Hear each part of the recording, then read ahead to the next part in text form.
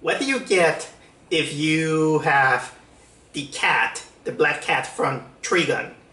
Then you give it the ego of Wheeler Net Batman, the temper of Cyber Kuro-chan, and some samurai skills.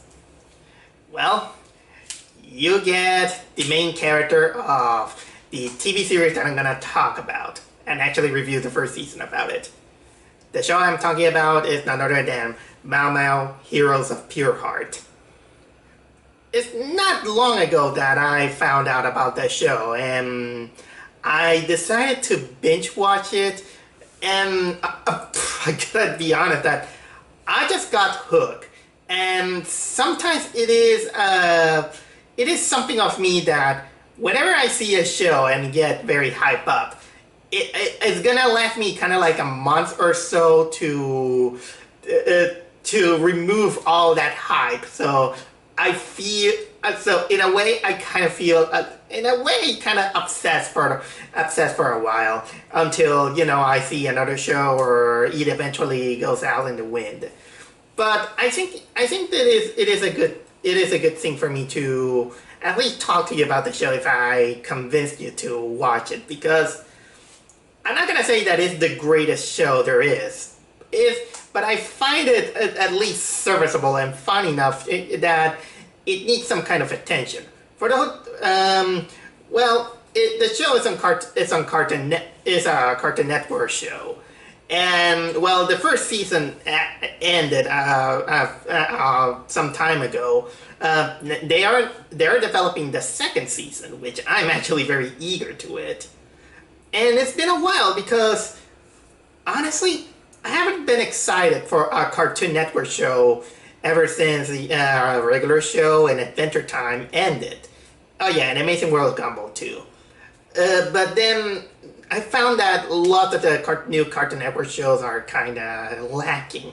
I think that the last Cartoon Network show that actually got me hooked into was Infinity Train, which I highly recommend you.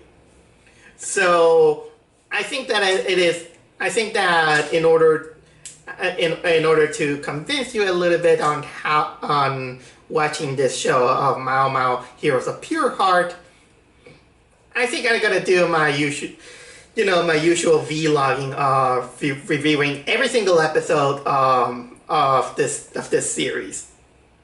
Oh, yeah, it's 40 episodes, each with 11 episodes. Okay, you might be thinking, oh no, you're gonna make one of those vlog reviews, those long ass ones that can last like 2 hours. Well, here's the thing. I decided to give myself a challenge this time in order to improve my reviewing skills. And my challenge is that each episode we only have technically a maximum of 2 minutes to talk about it. So let's not waste any time.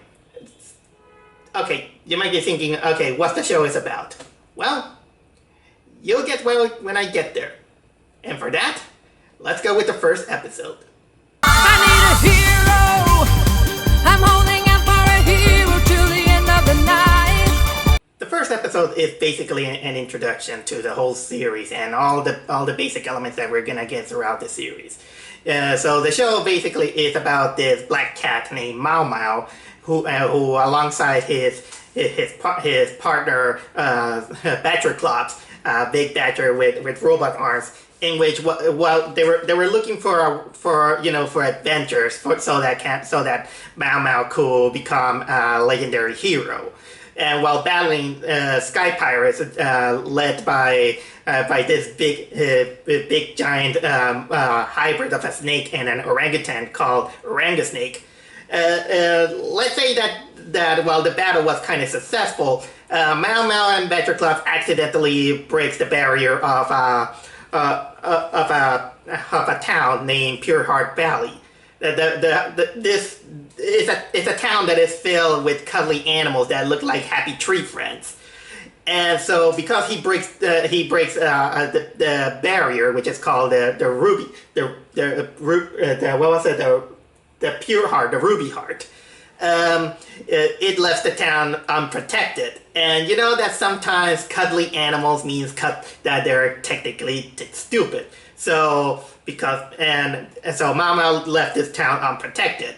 So basically, because of his hero honor, he decides to stay and protect everyone. And at the same time, in this town, we also get introduced to the third member of the third main character, which is this cute little bat named Adora Bat, who is a bat who is stuck in town and longs to become an adventurer. And then she gets inspired by Mao Mao kicking ass and being a hero. So she determines to follow him. And of course, the episode basically shows stopping a monster and stopping the Sky Pirates from taking over the town. And well, it ends up settling everything, and Mao Mao taking respect on Adora Bat since he saw that she has some potential. It reminds him when she was little. But well, that's just technically just the beginning of the series. And this episode, well, again, is kind of like Cartoon Network quick pace, and it gives out the enough elements to give you how the series is gonna start out. Because well, you have to start out from somewhere. I need a hero. I'm holding out for a hero till the end of the night. Mystery, high stakes, extreme danger, and treasure. These are the recipe for a perfect adventure for Mao Mao.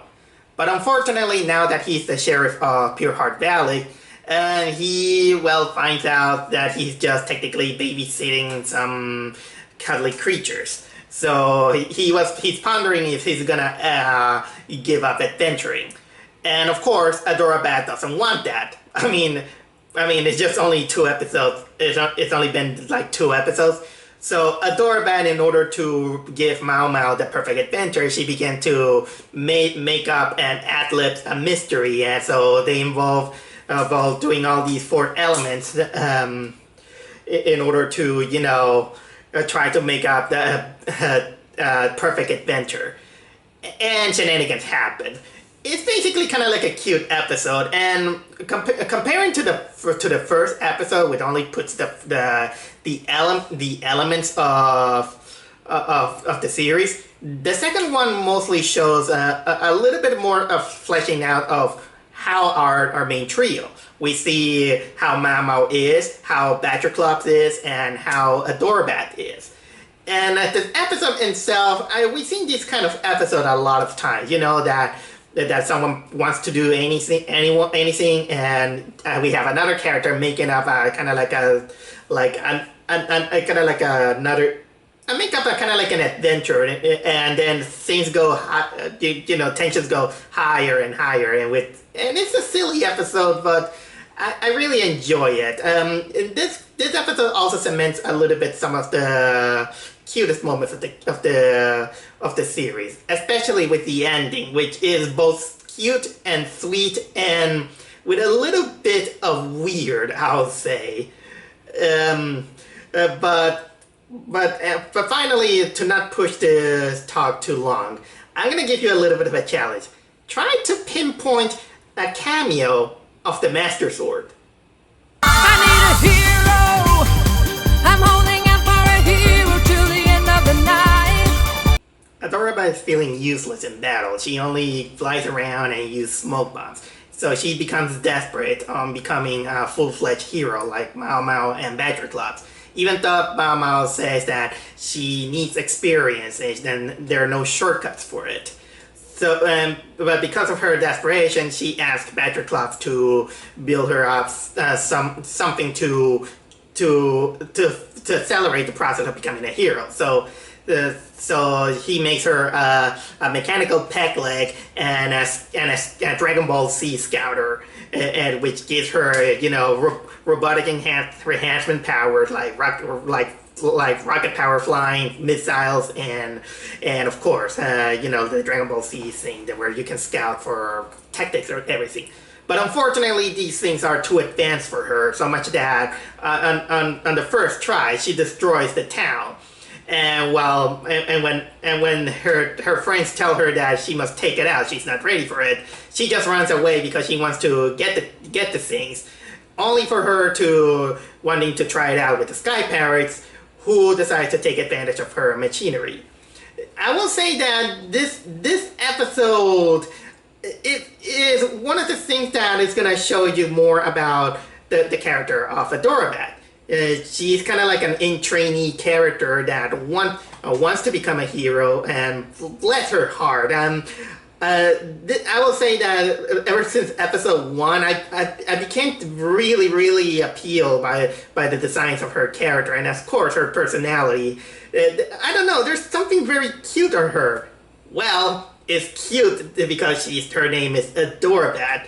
But continuing on with the episode, while I kind of like that the episode kind of really shows that in order to become, a strong character, there are technically no shortcuts for it. I know that there are some better episodes of other cartoons showing you that there are no shortcuts in life to become what you want to be. This is not exactly one of them, usually because in Cartoon Network usually makes these kind of shows that they want to make it 11 minutes long. And sometimes the anime does it better when they want to create those things because they have more time on storytelling. But this is passable enough, especially because this is one of those in which you technically warm up with Adorabat and what she wants to become. And also, I can't deny that there are a few instances that kind of shows that the reason why Mao Mao doesn't want Adorabat to get this enhanced gadget is actually for something else. I need a hero.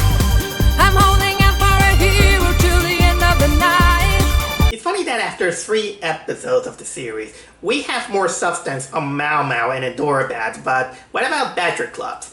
Well, the 4th episode actually makes up for it, in this episode we had that Mao Mao and Adorabat are really inconsiderate with Badger Clubs. Like, for example, they don't let him watch his favorite TV show, they don't listen to him, they force him to sleep on the wrong side of the bed bunk because, well, he wants to sleep on the highest part of the bed bunk, and he's also annoyed by the morning routine music.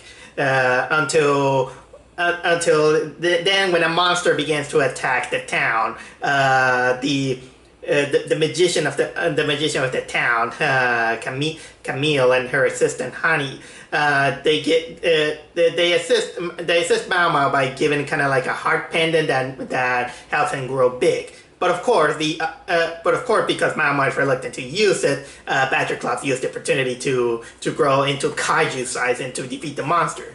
But of course, being big, then he decides to take advantage of being gigantic, and so he doesn't need to listen to what Mao Mao and Adorabat had to say, so he can do whatever he wants, even though it kind of destroys the city. So it's up to Mao Mao find a way to bring Badger Clubs out to his senses.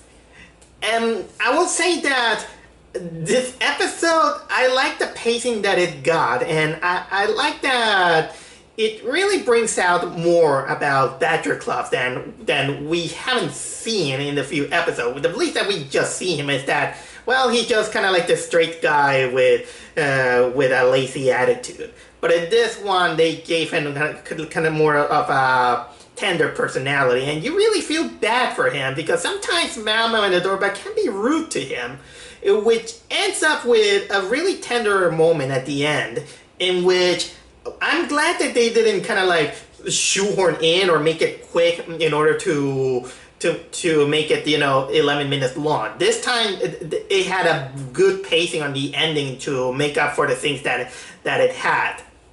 Oh yeah, and also this episode has the introduction of the TV news broadcast, in which for some reason one of the reporters is a seal in a raincoat, in which it goes like pew, pew, pew, pew, pew, pew, pew, pew.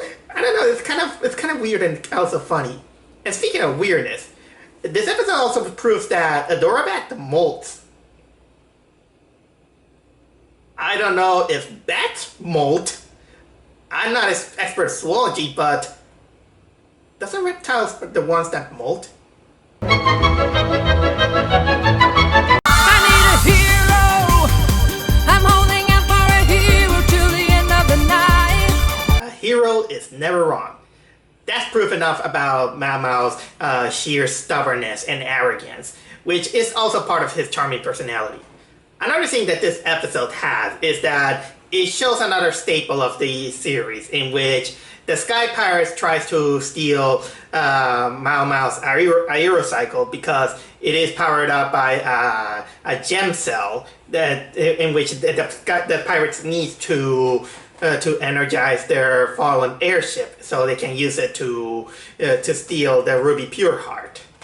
And well, basically this episode has that after on the next day, Mao Mao's aerocycle disappears. So Mao Mao's instincts begins to say that, well, I think that somebody stole it. It wasn't the Sky Pirates because they're inept, but somebody in the town did it. Even though Badger Club is like, it was the Sky Pirates. And guess what? They did. The Sky Pirates are the ones that steal it, but Mao Mao is so stubborn on his motto of a hero is never wrong that he just begins to accuse everyone. And I had some kind of a gleeful smile in this episode because sometimes a lot of times when Mao Mao has this egotistical personality, it's kind of funny to see how he put into this trouble himself. But at the end of the day, you can see that there is also a little bit of a humble personality on him. That kind of shows a little bit of this innocent character in it. And well, I'm just saying that this is kind of like just a happy-go-lucky episode.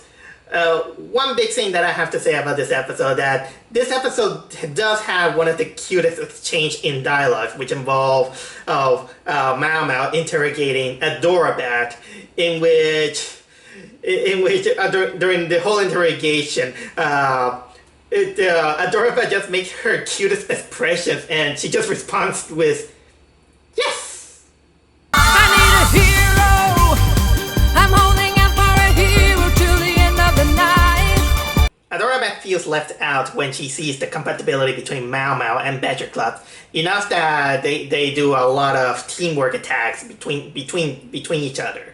And so she begins to hear the story of how these two meet up, which is an interesting backstory showing that Badger Claus was not heroic since the beginning. He was actually a criminal that it consisted of other animals that funnily enough, they are the same animals that resemble the cast from Wind of the Willows. And but during the story of how they meet up and how they team up, Mao Mao and Badger Claus begins to have a fallout when they begin to they kind of begin to how can I say they begin to see that Mao Mao has been calling Badger Claus a sidekick. So they begin to talk back into each other because they think that one is less than the other. So they start out a fight, and so they decide to hang out with Adorabat in order to build up a new friendship with her. But unfortunately, while this is something that she wanted, a little bit too much of what she wanted also can be annoying, especially when she begins to get tired of their antics, like Mao Mao's excessive training and Badger Club's excessive video gaming and maintenance on his robot arm. So it drives her crazy enough to then try to find a way to bring out peace with them.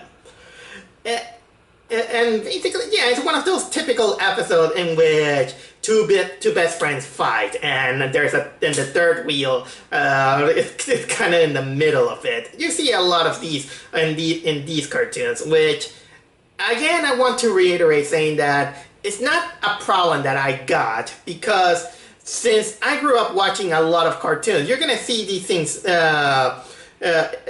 in one way or another, and as long as it's entertaining, it's actually fine with me. And this one, it does that well enough to bring out a little bit more about the backstory of the characters, and also show that, well, sometimes you're compatible with another person because you have more time with them. Adorabat just started, and that's a good lesson for her.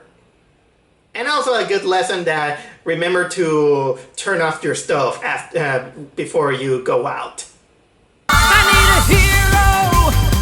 I'm holding out for a hero till the end of the night. Mao Mao is really, really happy of showcasing his abilities to the Sweet Pies, the town residents.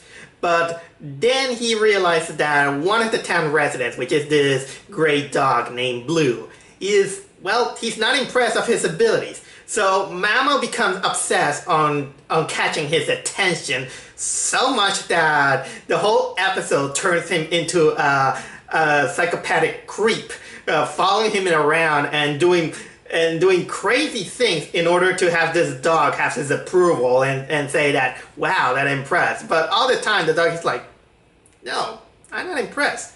I mean, you're cool and everything, but I'm not impressed. This is actually one of the better episodes of the series, and I absolutely love the lengths that Mao Mao goes to find some kind of acceptance of this dog. But what also makes this episode really, really special is that we see flashbacks of Mao Mao as a kid, and it shows some of the roots of his personality, in which when he was a kid, it's like, Daddy, look at me, but only to be ignored by his father. So yeah. This episode shows a key of Mao Mao's personality, that he has daddy issues. And I'm not gonna lie, that little Mao Mao is actually really, really cute, I gotta say. But the crux of the episode is how hilarious he goes to all this lengths to follow this dog in order to find some acceptance. Even though Badgerclops is like, dude, it's just one guy, just leave it alone. And also there are some other more Adorabat cute moments, I'll say. One Easter egg that I'm gonna tell you is that try to find Blue's Clues in this episode. I need a hero. I'm holding out for a hero till the end of the night. A giant pink blob appears in the town, and it's up to the main trio to try to get rid of it. The problem is that this giant blob, it is technically one of those Pacific type creatures, because it doesn't attack or anything. It just imitates their attacker, and well, it does basically pose a big problem, especially since it begins absorbing everyone. It's starting out with Mao Mao, and then Badgerclops decides to, well, apparently court this creature by imitating his move and everything. But during the process, it begins to absorb everyone until Badgerclops is ultimately absorbed. Thank goodness that this blob is not kind of like the Blob, you know, the Blob movies, because you can't imagine that all these creatures being sucked up into this giant blob and then turn into skeletons. Oh man, now I'm beginning to make this show creepier.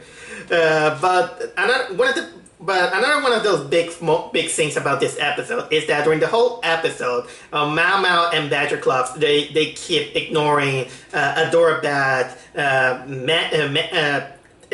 magic audition or magic shows that she wants to do.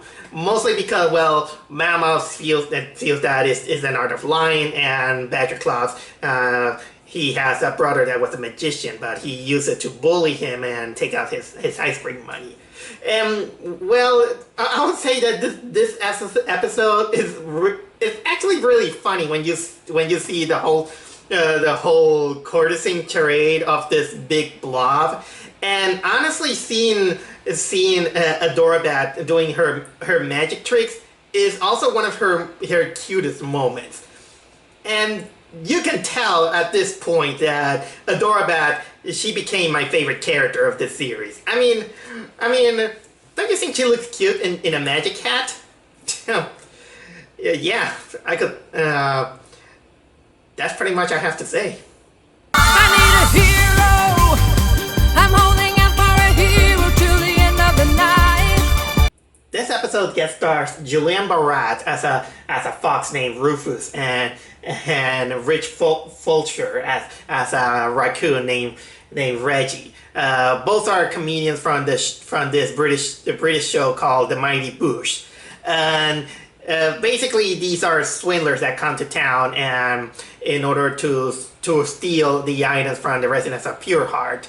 And of course, Mao Mao and Badger Claw, they quickly realize that they're taking advantage of these poor innocent creatures and decide to expose them.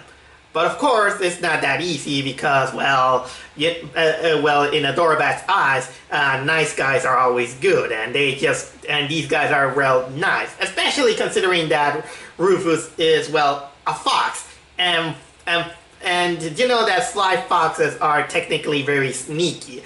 What I like about this episode is that this fox guy, Rufus, he pretty much is technically what would you get if you see the bad side of Nick Wilde from Zootopia.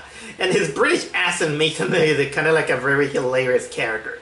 But the crux of the episode is mostly the relationship between Mao Mao and Adorabat, in which this is one of those few instances in which you see Mao Mao being in the right and Adorabat trying to learn the lesson that just because a guy is nice and charismatic doesn't mean that is a good person. And I like that theme. I like that it shows that things cannot be trusted just because someone acts so nice. Sometimes you have to follow, your instincts and to see if this guy is bad or good. And I really like that, especially when it causes a conflict between Mao Mao and Adorabat. Two things that I have to say, of course, is that there is one funny moment in which involve a pixie dust, in which it kind of tries to con what the residents are saying that with this pixie powder you can fly. And in order to fool everyone that the thing works, Rufus drops some pixie dust on Adorabat, and she's like, "Yeah, I can fly! Adorabat, you already can fly!" I really like that moment. And the other thing is that while I'm not gonna review you the whole episode, the ending solution of the episode is creepy. It's legitimately creepy, but at the same time hilarious, I'll say. And yeah, it also leaves out kind of a bit ambiguous that it's not an easy message that about showing that you can't trust everyone just because it's nice. But well, the episode kind of shrugs it off. So I think this is a good message that, well, it is kind of hard to process in 11 minutes. I need a hero. I'm holding out for a hero till the end of the night. This episode is actually an extended version of a pilot of the series. And well, this also showcased a little bit more about Mao Mao's past and his former relationships. In this one, we got that Mao Mao gets a message from his old partner named Bao Bao, in which he holds a grudge again. He says that it's a terrible monster that betrayed me. We were partners, but an incident while trying to get an amulet, we were running away from the dragons, and unfortunately a rock falls onto me, in which while holding it, Bao Bao just runs away with the amulet, leaving him behind, and as a consequence, that makes him lose his tail. So he begins to say that, begins to prepare the whole team and the whole town to get ready for this monstrous threat named Bao Bao, only to later reveal that Bao Bao is just this little normal dog with a sword and probably with the dumbest, cutest smile that there is, and he acts like a puppy and everything. But Mao Mao has actually a big, giant grudge against it. And basically, this is the basis of this episode, in which Badger Klops begins to accuse Mao Mao of over-exaggerating almost everything, because he begins to tell stories that he just exaggerated to make it over-dramatic, and well, it is proof enough that he just begins to tell this big story of his partner being a monster, someone that you can't trust, only to reveal that it's just a puppy with a sword. And well, then it is later revealed that the monster from the cave from years ago, it returns to to these characters, and he was just trying to tell Mao Mao that the monster was coming. And I'm not gonna reveal a lot, but there's also some cute moments that puts some of the that cements a little bit of Mao Mao's personality. And I'm not gonna lie. Well, I'm not a big fan of dogs. I can't deny that there's something cute about Bao Bao, even though this is another one of those dogs that you just kind of slapped your head because, well, let's say that a cute dog can eat. It's also equal that is easily distracted. That's all I have to say. But for an extended edition of the pilot episode, it does serve what it is. I need a hero. I'm holding out for a hero till the end of the night. The residents of Pure Heart Valley, they consider Adorabat and Badger Klops as the most popular of the sheriff department. But unfortunately, Mao Mao is very low on the popularity, mostly because of his abrasive and wet blanket personality. So the ruler of the town, King Snugglemane, and proposes that Mao Mao needs a makeover. So after a few trials and errors, it is decided that Mao Mao should be transformed into this Steven Universe-like character who is very nice, very happy-go-lucky, and he goes around dropping catchphrases like "pow pow." I like the topic of this episode, in which it technically centers on the balance of what makes things popular, especially in this day and age in which in the Cartoon Network lineup, they always trying to find kind of like the most pacifist of characters. And Mao Mao isn't exactly one of those characters. He's actually the opposite of the recent Cartoon Network mainstream heroes that we knew, like Finn, and of course, it like the whole point of this series episode. I mean, Steven Universe. It actually parodies Steven Universe.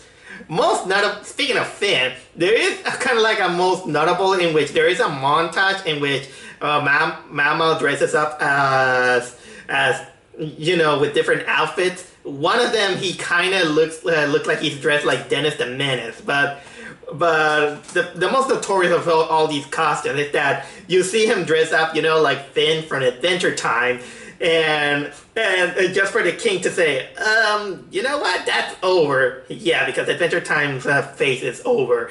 And then you see him, in a stylized version, looking like Teen Titans Go Robin. And I love that they trash it by saying, with the king saying, "Oh, I see it all the time."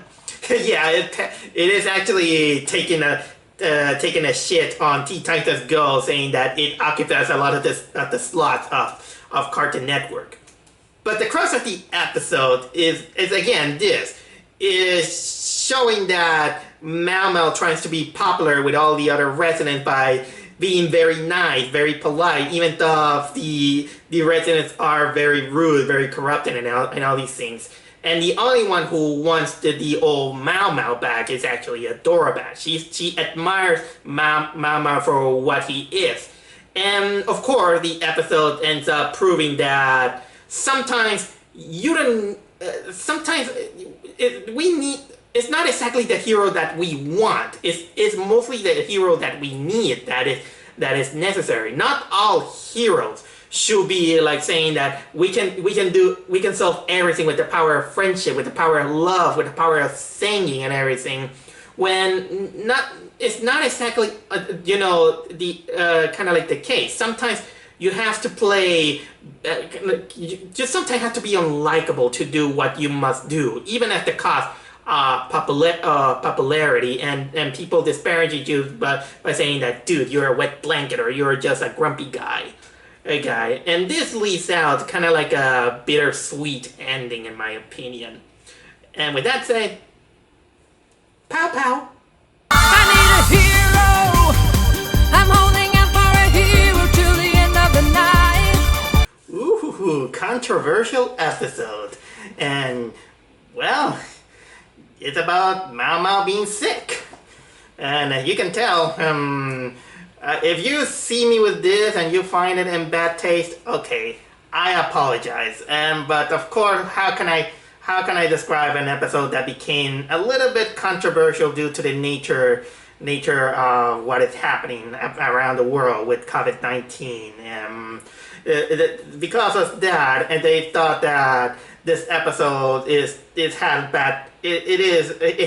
it's not exactly good to show on the Cartoon Network website, so they remove it simply again because it's about Mao Mao being sick with a flu. Basically, that of his stubborn nature, he refuses to take the sick day,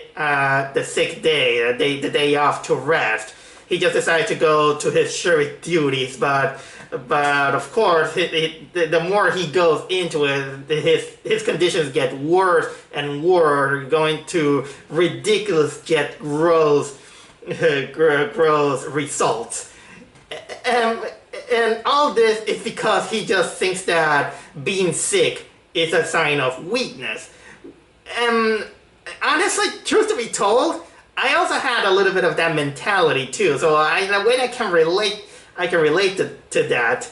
And so if you're a little bit squirmish on the stomach of seeing Mao Mao doing gross stuff, this episode probably is not for you, and I can understand it, especially again at the episode being a little bit too relevant to what is happening in this day and age. A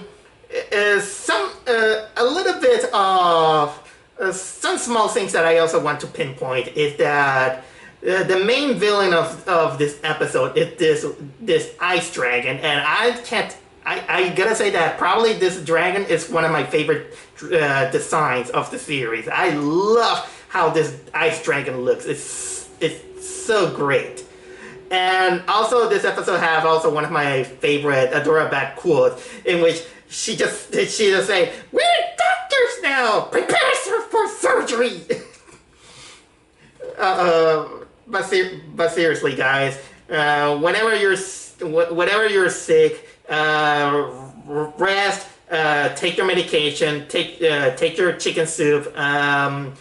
Sometimes it's not worth it to rave it out, because it not only affects yourself, but it also affects others.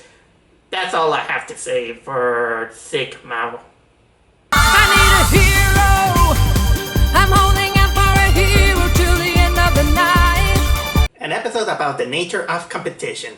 In this one, we got the main trio participating in a somewhere competition, and well, Mao Mao being Mao Mao, he thinks that he has to that the nature of the competitions is winning, while the other character is saying that no, well, it's okay to just have some fun, but of course he doesn't listen, and he enters the competition because he thinks that this is a battle that he can win, so he participates in it. Else because he thinks that the nature of a hero is that when you participate into something, you go because you know that you're gonna win, or else well, what's the point? What's the point? So especially since during the competition, they have to go against the champion from the previous year, which is this yokel with this gigantic thumb. And basically it's just that. It's more a competition episode from many cartoons in it, in which, of course, you see Mamo defeating his competition, Adorabat losing almost every competition, and Badger Clubs apparently winning everything by default. But the biggest thing that this episode happens when the referee realizes that Mao Mao is actually wearing gloves, which is prohibited in the competition, and once he removes them, it is revealed that Mao Mao has cat paws, which is not exactly very strong. It doesn't show that they have strong paws in it. So Mao Mao decides to give up, which unfortunately it is also a bad influence to Adorabat, who decides that, well, if Mao Mao is not gonna try, then why bother? I think that, and this episode actually cements a little bit one of my favorite aspects of the series, which is the relationship between Mao Mao and Adorabat. It's kind of like a father-daughter figure or master-apprentice figure, which is really adorable, I gotta say. And basically, this is some of the best aspect of this series, and this episode is no exception, which culminates with an epic somewhere war and basically a twist that kind of tells you why Badger Clubs is winning by default. And trust me, guys, it's hilarious. It's really, really hilarious that I won't dare to reveal it. So I'm gonna give this episode a thumbs up.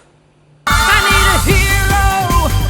I'm holding out for a hero till the end of the night. Well, it's the next morning. You thought that I'm gonna binge watch the whole series in one day? No, it's gonna take time. So yeah, it's morning already, and let's continue on. So in this episode, Mao Mao battles the Sky Pirates in the junkyard, like usual, until the confrontation kind of gives him a little bit of an epiphany, saying that he's battling, technically the same monsters and winning. He's battling the same inept Sky Pirates and winning and all these things. So he thought that he's beginning to think that life is getting easier and winning very easily, so much that if he doesn't find a bigger challenge, it's not gonna be enough for him to turn into a legendary hero. He's gonna still drowning in trash, like the metaphor he says. So he decides to handicap his life by putting some mechanical weights on his legs. He begins to blindfold so he can't see, and also he begins to hold scorpions on both hands, which again makes his lifestyle more of a challenge than he usually has.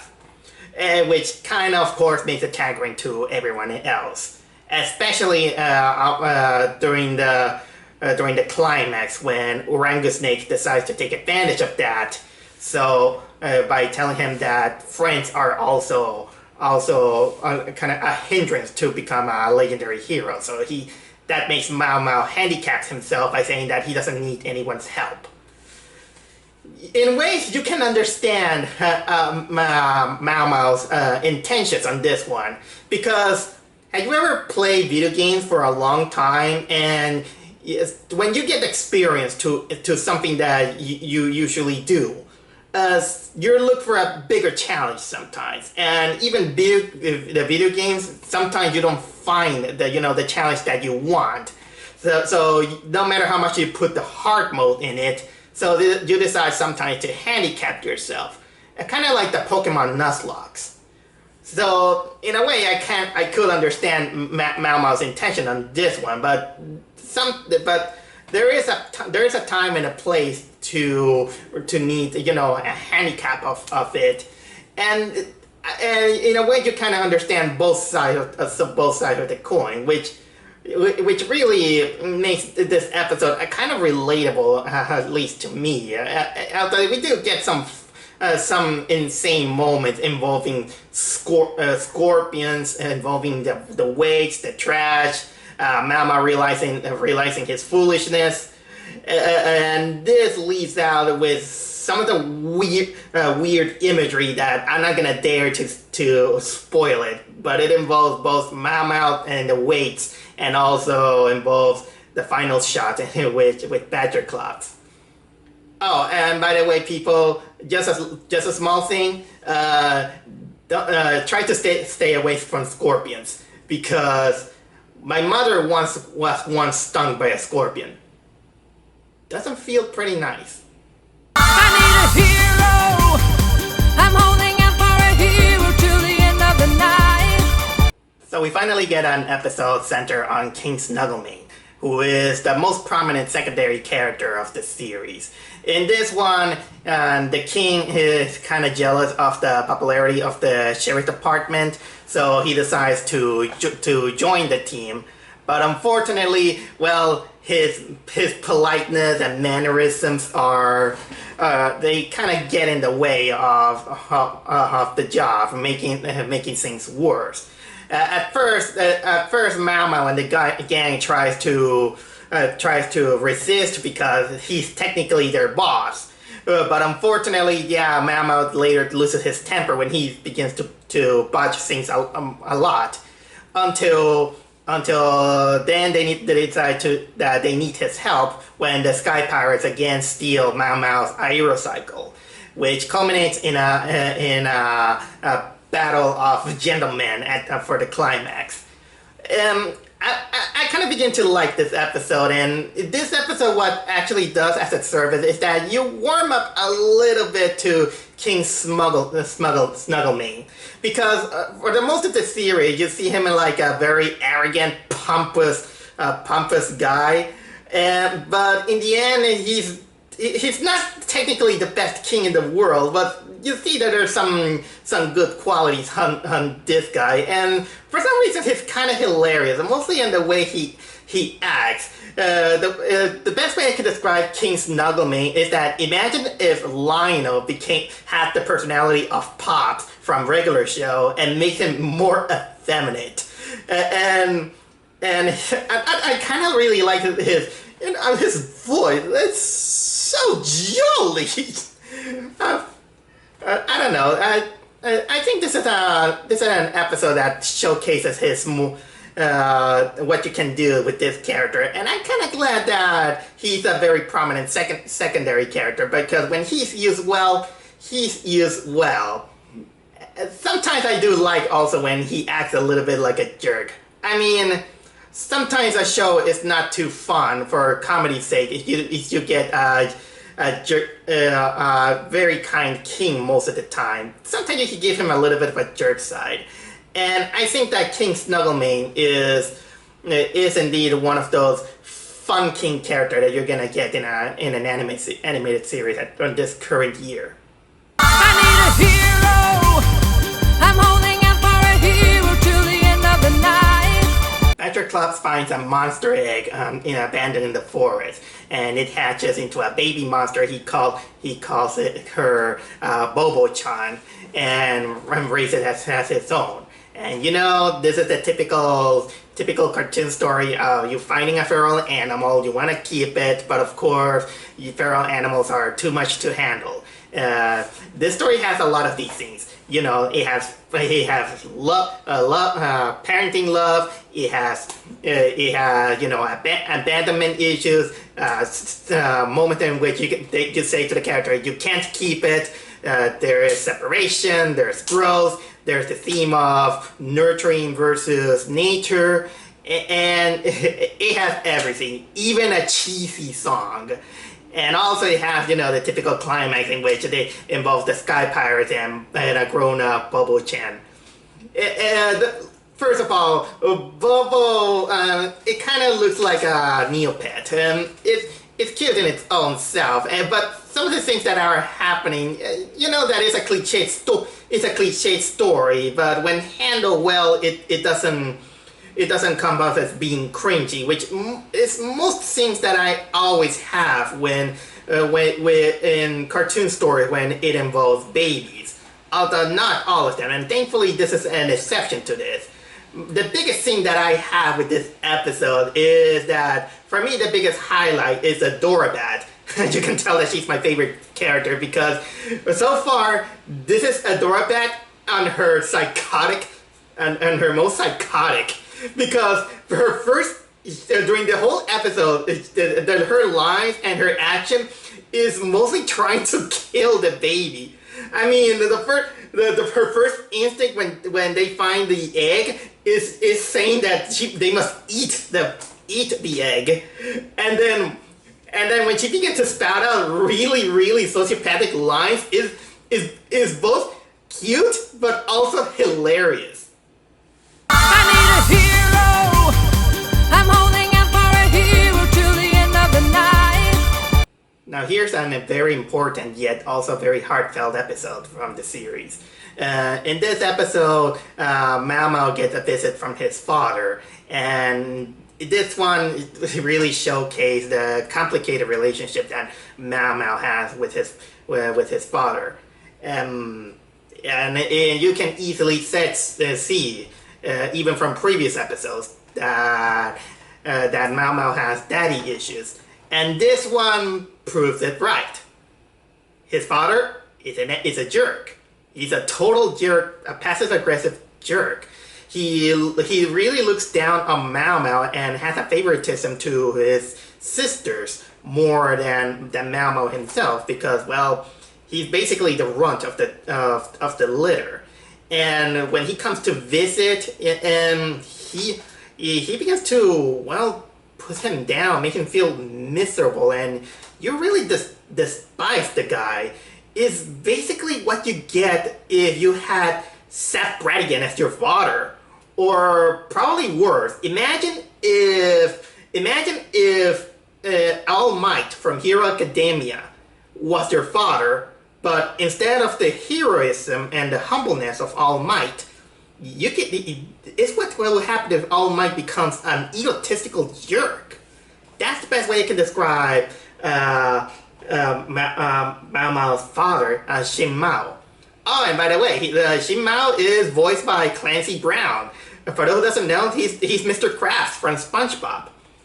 And for the whole episode, you root for and feel bad for Mao Mao, who has to deal with all the shit that his father puts him into, mostly because he technically doesn't want to embarrass himself, and in order to not embarrass himself, he puts it all this how can I say all this heavy weight on Mao Mao, and until you get the moment that it explodes, which it also leads in a very touchy moment in the climax of the episode, which is really heartwarming and really heroic at the same time, which we see a little bit more of the shadows of Mao Mao's father, and also kind of like a small step to improve that relationship that it's been damaged for a long time. Also, you can't deny that there is something, I don't know, there's something that makes me feel kind of odd with Shin Mao's design. I mean, it is a cool design, I'll say. It's just basically a cat with a giant Saint Seiya armor. But again, that kind of proves that sometimes the greatest heroes of the world sometimes can be really, really jerkish. I'm beginning to think more of My Hero Academia analogies, but I'm not gonna go into that. But either way, this episode is one of the most emotional and also the most character-driven of the series at this time. I need a hero. I'm holding out for a hero till the end of the night. Hey everybody, let's make an episode that metaphorizes religion. Believe it or not, that's what I get from this episode. Because in this episode, Adora Bat begins to claim that by a tree she sees some kind of creature known as the Turboclon. But of course, it's basically kind of like nothing. It's just some kind of superstition that there is. And all the sweetie pies, they begin to buy it and they begin to celebrate. They begin to say that the Turboclon is true and everything. They begin to, have their own fun life. And of course, we also see the side of Badgerclops and Mao Mao. Mostly Mao Mao, because Badgerclops, he decides to take opportunity to profit on the whole Turboclon thing. But Mao Mao thinks that everything will go into chaos and begins to say that, no, this is not true. This is all fake. I'm going to prove you that this is all a sham. And this goes on into his ideals to the point that it goes to the extremes. I will say that this is an interesting episode to watch if you're not, laughing at the whole ridiculousness of it. Because, like I said, if you take a little bit too seriously on this episode, it's kind of like religion.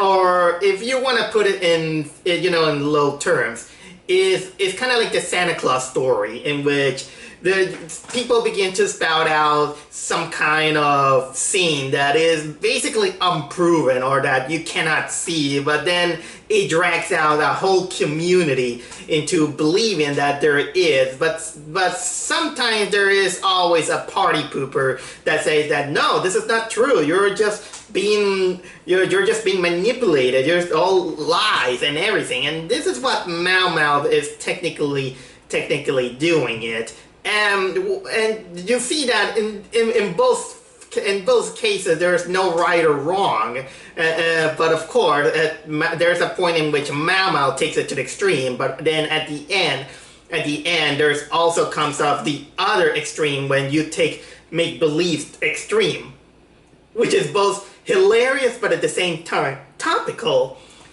Which in ways, I think this is probably one of the most religiously metaphoric episodes that I have seen.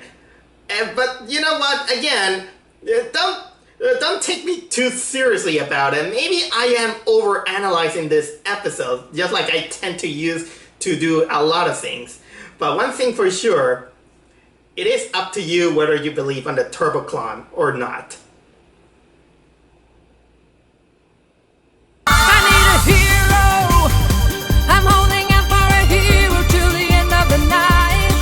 Mao gets a visit from a former friend of his, Tanuki girl named Tanya Keys. She's faced by, Ming-Na Wen. She's best known for voicing Mulan, from the Disney movie Mulan, and also she's known for playing Chun-Li from the Street Fighter movie. Basically, Tanya Keys she's a bounty hunter that is looking for Badgerclops because, well, she wants his bounty since he was an ex-criminal. So technically she captures him, and it turns into a cat and mouse chase between her and Mao Mao in order to rescue Badgerclops. And during all this time, of course, we explore a little bit more about Mao Mao's personality and the relationship that he had with Tanya, in which they had kind of like a camaraderie between them. They have that sort of friendship, but also there is some hints that there was a romantic interest between them. But of course, she kind of didn't feel so much for Mao Mao, since he is, well, an uptight for the law and everything. And most of the episode is Tanya trying to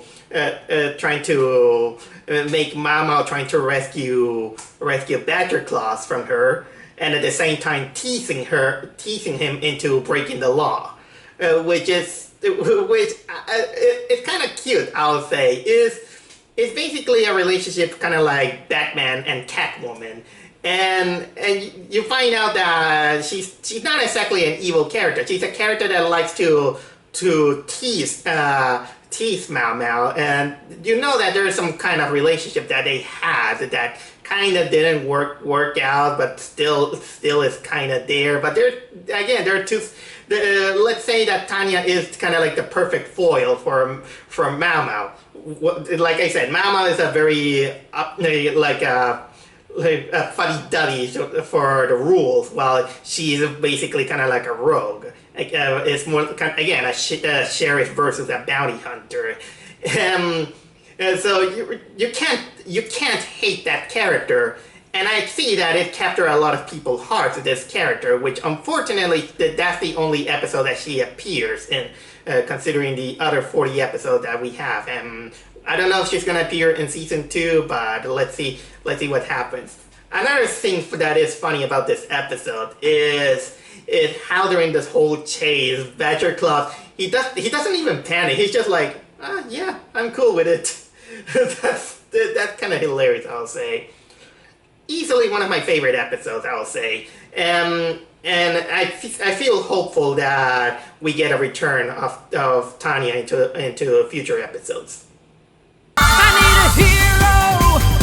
I'm holding out for a hero till the end of the night. We finally reached the half point of the season, and in this episode we get to learn a little bit more about Mao Mao's sword, in which he names it Geraldine, in which he does a lot of cool technique and cool battle skills with his sword. But eventually, of course, when he tells the story behind it, which is, well, basically just the sword is actually a glorified glow stick that was given by his father, because you know, he's still the jackass who gives favoritism to his daughters instead to his only son. Instead, so when Badger Claws tells him that no, he just gave you just a glorified glow stick, Mao Mao decides to prove his worth by even doing some ridiculous stunts that he isn't used to, with disaster results, even an embarrassing display against the Sky Pirates. And of course it culminates with them battling a giant parasite.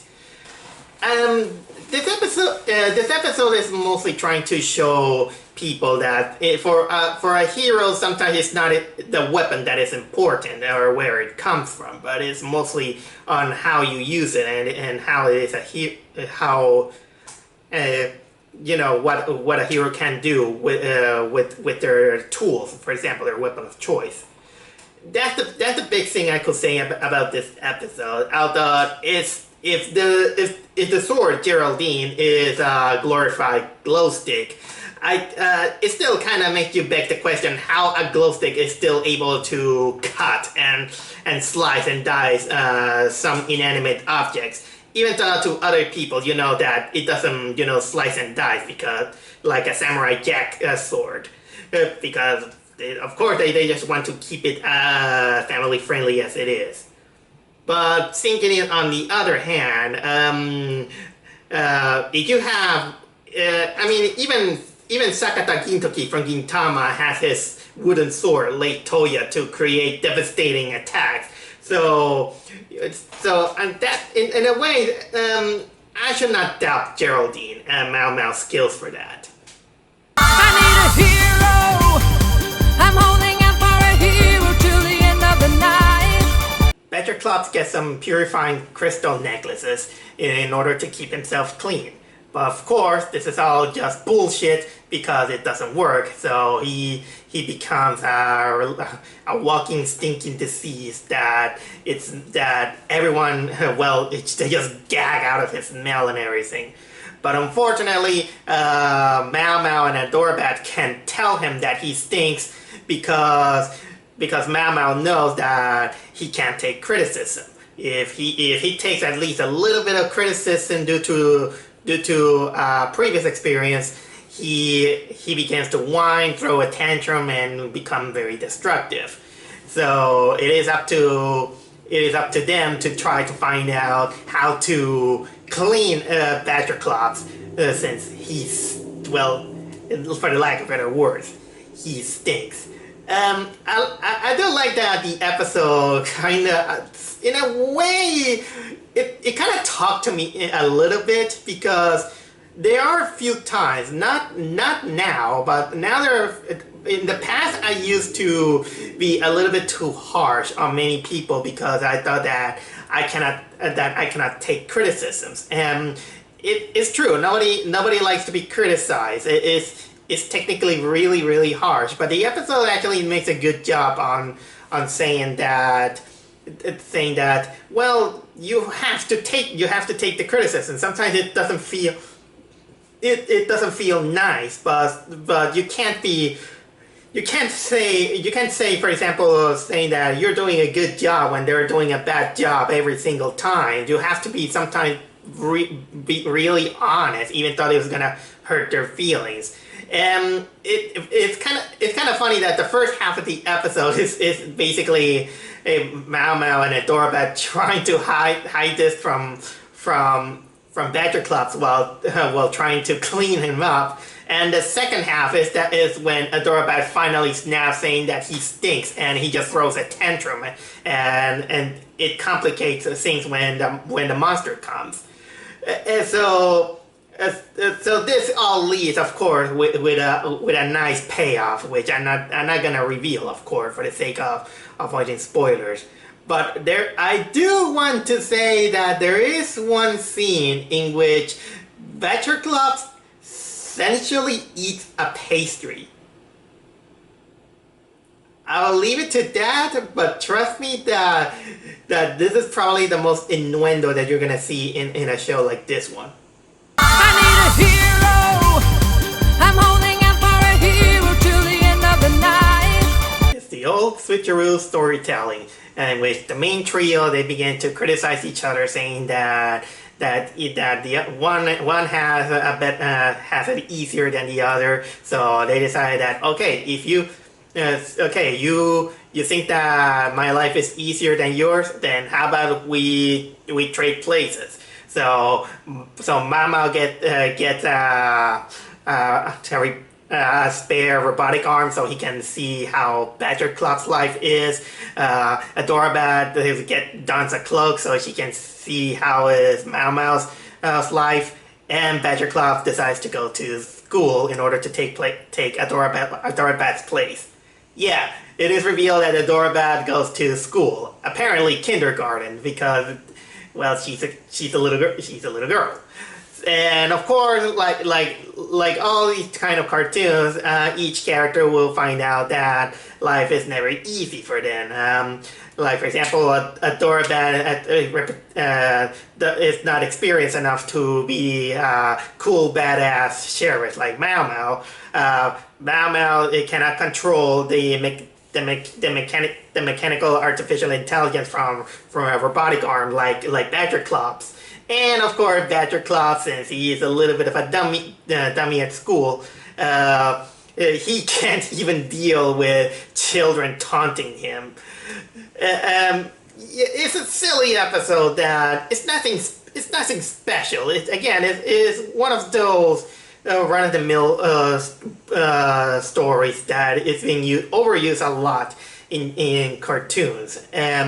Of course, that it always culminated with some kind of danger, and then they had to realize that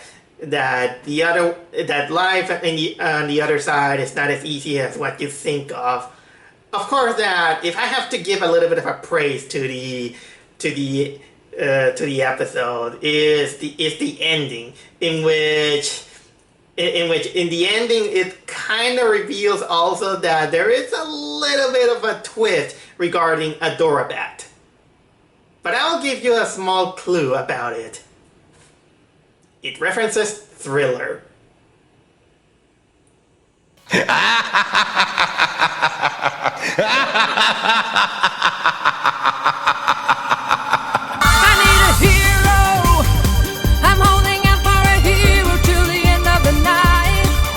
Mao Mao and Badgerclops get in a dispute when they begin to argue that cooking is about a different method.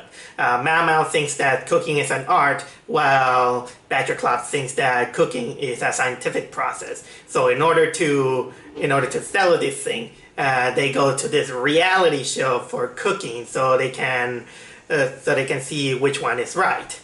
And that's just basically it is. It's kind of like a parody to what was it, the Iron Kitchen, but a little bit less extreme, or those the reality TV cooking shows. Thank goodness that it didn't parody Hell's Kitchen, because I hate Hell's Kitchen. And during the competition, also they use the illegal Hydra eggs as a secret ingredient. That, of course, it wakes up the wrath of a Hydra that invades the show.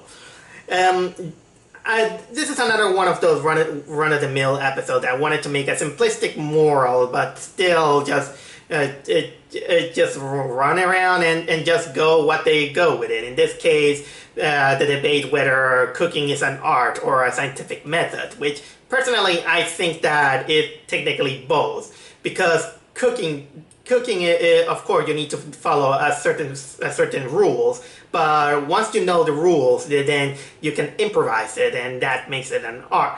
It makes it an art. Which, funny enough, for some reason, the episode reminded me of that episode of American Dad, where Francine just follows the rules of a recipe, but everyone says that her cooking is bland. It's a little bland. But also a little bit of a side note, Adorabat also participates in the show in one of her cutest moments, in which she just participates in the show by just using Fisher Price cooking utensil toys. And boy, does she just take it seriously, that you can't deny that it's really, really cute. I need a hero. I'm holding out for a hero till the end of the night. This time we got an episode focused on the Sky Pirates, mainly the leader of the Sky Pirates, Orangusnake, which it also reveals his past, in which he was actually two separate beings, a snake called Kobe and an orangutan named Tanner, who they were just two run-of-the-mill criminals that they were lousy at their job.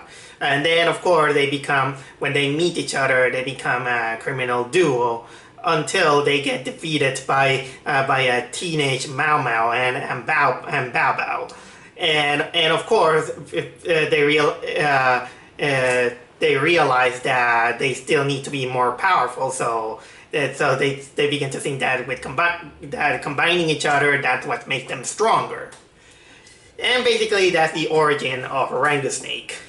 But in the present, Mao Mao still keeps defeating him and his minions and begins to taunt them for their weakness and everything. Even though Badgerclops tells Mao Mao to cut them some slack, to keep them at least thinking that they can do better when they can't. Of course, it's something like kind of like a reverse psychology, saying that to the villains, you must not underestimate them.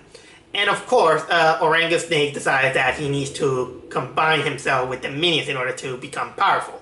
But of course, in the first try, it doesn't work. But in the second try, something interesting happens, which is something that has been given a clue, in which the Ruby Pure Heart apparently has the power to grant wishes to someone, and then inadvertently it turns Orangusnake into this giant mechanical being that it destroys Mao Mao's house and everything. Then it turns into a big battle. So basically, we do get a little bit of a promise that Orangusnake, when he's a threat, he's still a threat, no matter how much of an inept sky pirate he is. I mean, I'm not gonna lie. There's some moments in which he can be really, really funny alongside with the minions. But this episode is mostly served a little bit of a warning that there is something really shady with Ruby Pure Heart that can grant wishes to a villain like Orangusnake. But of course, this is something that is left ambiguous for the time being. I need a hero. I'm holding out for a hero till the end of the night. I think everybody in life has difficulty resisting your favorite food. In this case, it is revealed that Mao Mao has a kind of like an obsession to the pastry known as cobblers. But unfortunately, since he lives by the code of the hero, which is also a book which tells him what to do or what a hero must do, one of the rules of the book says that he must not eat cobblers, which unfortunately it puts him into disadvantage because he loves cobblers ever since he was a child, and of course the family disapproves of that, so he has to live by the book of saying that he must not eat cobblers.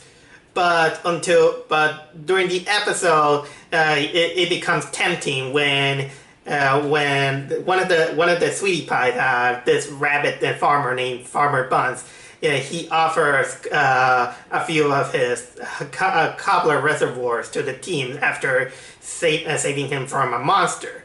And of course, when finally the Mao Mao falls into temptation and eats one of the leftovers of cobblers, he becomes very, very obsessive and tries to hide the truth to everyone, because, well, he just basically broke the code of the hero, and he brought shame to his ancestors.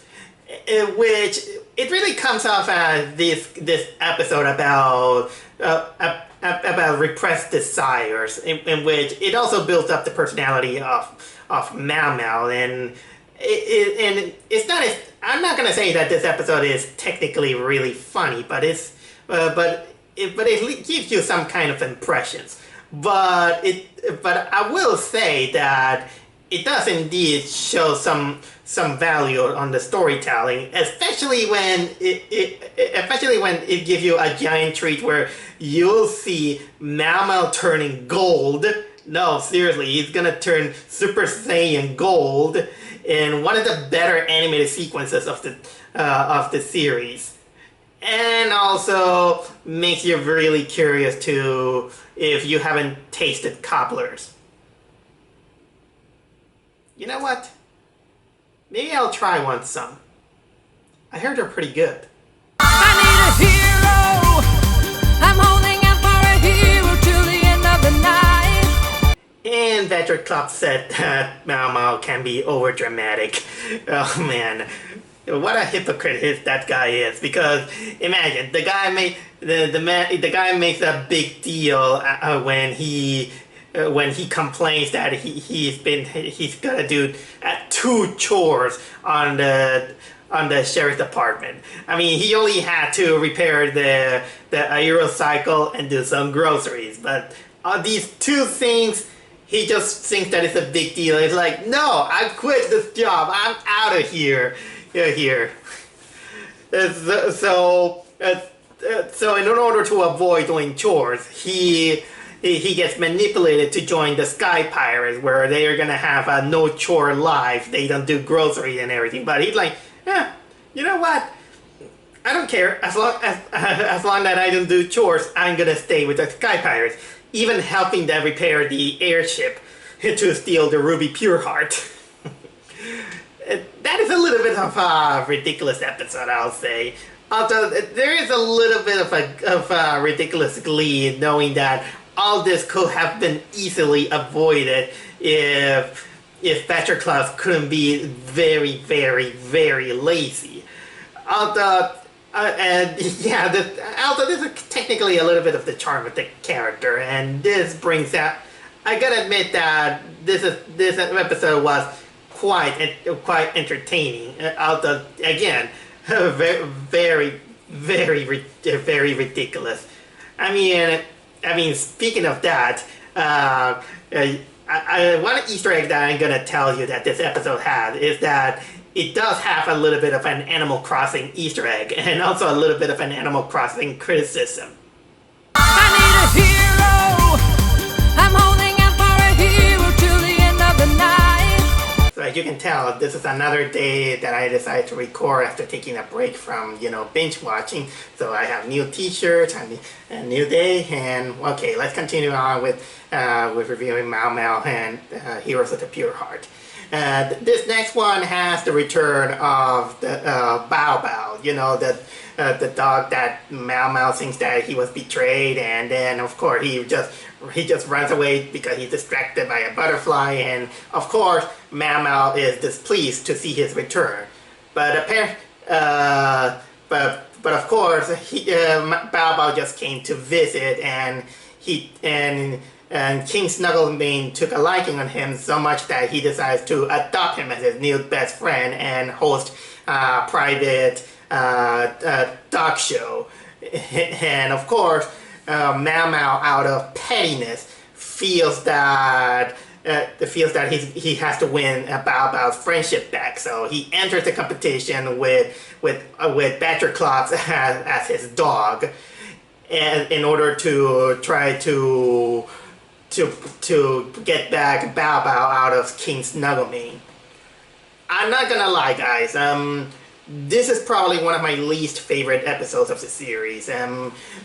Mostly because I kind of tend to dislike not just episodes, but also characters that bring out the worst of another character, or a character that is supposed to be likable. In this case, it is clear that in this episode, Bao Bao, while unintentional or not, it kind of, somehow it brings out the worst of Mao Mao.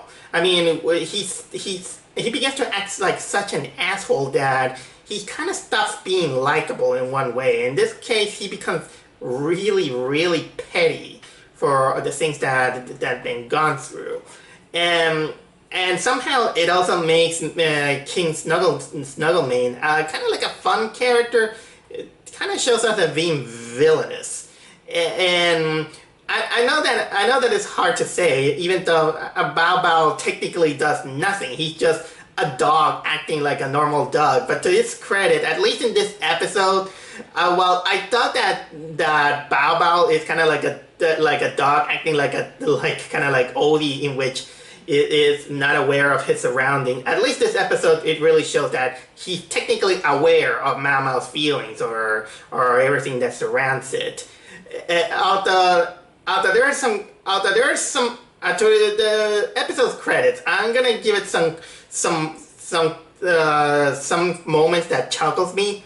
For example, I like how they treat Badger Claus as a dog, in which there was a moment in which it almost goes into show dog's territory, that piece of garbage movie. but thankfully Badger Claus is like, no, don't do that. Another one, I think that it's kind of adorable to see Adorabad participating in the contest with a fly, in which it has a little bit of a sadistic ending that I'm not going to reveal to you what it is. But one of the things that I also got quite a little bit, how can I say, surprised, is that there is a moment in which King Snugglemane and Bao Bao goes on a dance competition, and if you hear the music, it's really, really closely resembling Queen's "Don't Stop Me Now." I need a hero. I'm holding out for a hero till the end of the night. Alright, an Adorabat episode. And as you can tell, she's my favorite character in the series. So automatically, this also became one of my favorite episodes of the series. Especially since it addressed Adora Bad's fear of the dentist. And I fear the dentist too. But basically, the episode is that she has a dentist appointment that she doesn't want to go, and Mao Mao, in order to make her more relaxed to the pain and everything, he teach her a trick to meditate, and of course to meditate. The trick is to make her remove her spirit into a meditating state and go into, and then of course she turns into a spirit. Now, time out. Let's do it again.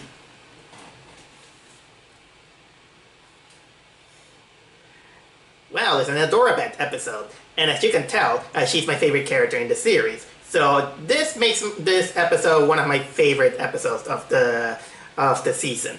Well, what do we got here? Well, Adora Bad has an appointment to the dentist. She's afraid of it, so Mao Mao decides to teach her a trick in order to calm her down from those fears and those pains.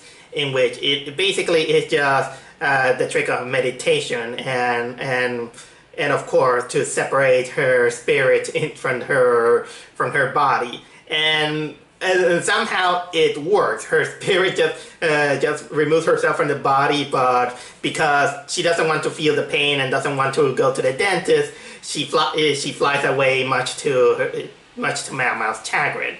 So basically, it's up to Mao Mao and Badger Club to bring her spirit back by tempting her to go back by kind of organizing a party of the things that she likes. Also because her body begins to weigh like 10,000 pounds or something like that. And at the same time, Adora Bad's spirit goes to kind of like the celestial plane, and she encounters a monkey that also went to the celestial plane, where she befriends him, but of course she gets tempted to go back. But what holds her back is that she doesn't want to feel the tooth pain and the possibility that if she goes back, she's going to the dentist. And the other is because that monkey doesn't want her to go back. He just feels lonely, and he just pesters enough to not let her go. And by the way, the monkey is voiced by, Dennis Snyder. The guy who voiced Gazpacho from Chowder, and also Master Shake from Aqua Teen Hunger Force. I don't know. I really love almost everything about this episode. Mostly, again, because it's an Adora Bad episode, and it also kind of reflects a little bit myself, because I also fear the dentist. And the moral of having have control on your fears, and that sometimes being stuck on a celestial plane is not exactly a good idea. It's kind of charming. I really like some of the little things that this episode had. Again, both in the side of Adora Bad and the other side of Mao Mao trying to convince the spirit to go back to her body. And well, it does have a great payback. I'll say it does pay well. Let's just say that at least Adora Bad is glad that it's not going to the Gintama dentist. It's also one of my favorite animes, and had one of the favorite dentist episodes there is.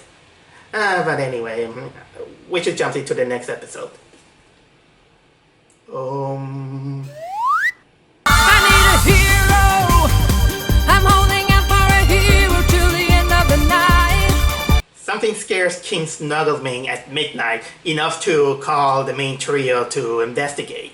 But when they get there, they find out that he is apparently trying to hide what scared him. And since Mao Mao smells foul play, he decides to investigate. But of course, the king doesn't want that to happen, so he tries to sabotage the whole investigation.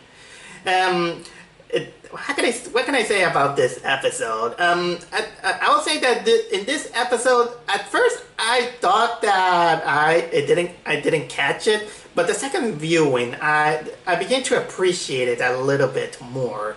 And this is one of those episodes in which it kind of also paints King Snuggleman a little bit also like a villain, but this one does it a little bit better than the one on Bao Bao, because he's not a villain, I'll say, or he's kind of like a prissy king with let's say that he has too much pride on what he is. I mean, at least at first, because I like the theme about this episode that once you put the pieces together, it is mostly about being afraid of the judgments of others about something that you feel that they might judge you about it. Like, for example, in this case, it something has to do with what made King Snuggleman jump out of in an alarming situation at midnight. There's something that scares him a lot, and I'm not gonna exactly reveal what it is. The only clue that I'm gonna tell you is that it's a little bit petty, but still, I like what it has. Even though it also brings out some funny results, but also to this episode credit, we do get to see kind of like a brief battle between the main trio against shadow versions of themselves, which I really like, shadow battles in my video games. I need a hero. I'm holding out for a hero till the end of the night. Okay, in this one, the sheriff's department's sofa is destroyed accidentally, so Mao Mao orders a new one. But of course, bringing this couch brings out a lot of tension between the main trio about the privileges of their house and the sofa. So a fight between them ensues, but little that they know is that the new sofa also has the Sky Pirates hiding in it in order to attack them by surprise. But ultimately, also they get attached to the sofa and the surroundings of the house.